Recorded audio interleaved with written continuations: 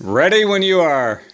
Alright, with the statistics I shared last week on how many accidents are caused by distracted drivers and those who don't use their turn signals, one would think that this would be quite a big problem that needs to be taken care of, and a relatively simple one at that.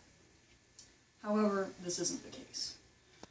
From the original inventions of the cars, there was no way to signal your turns. Rain or shine, drivers would have to hang their arms out the window and point the direction that they were going, until about the 1940s when Buick started installing things on the side of their cars where you'd flip the switch and there would be like a little mechanical arm that would just kind of flop out into the middle of the road, which wasn't really safe because if another car happened to hit you, it wasn't until about the 1960s when the standard flashing light signal started to be issued, and then it became a standard that had to be used today.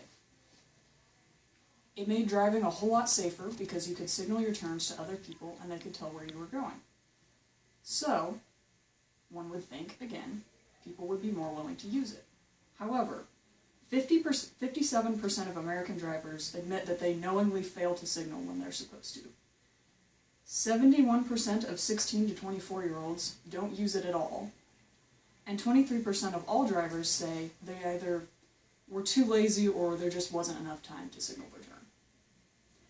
And on top of all of it, it's rarely enforced by officers because they don't see it a big deal and they don't really do it themselves either. So, how do we solve this problem? Obviously, the first answer would be better enforcement and maybe even higher fines for when you fail to signal your turn. A more controversial act that was considered briefly by the government was to, for each citation that you got, to raise your insurance costs by just a little bit to kind of,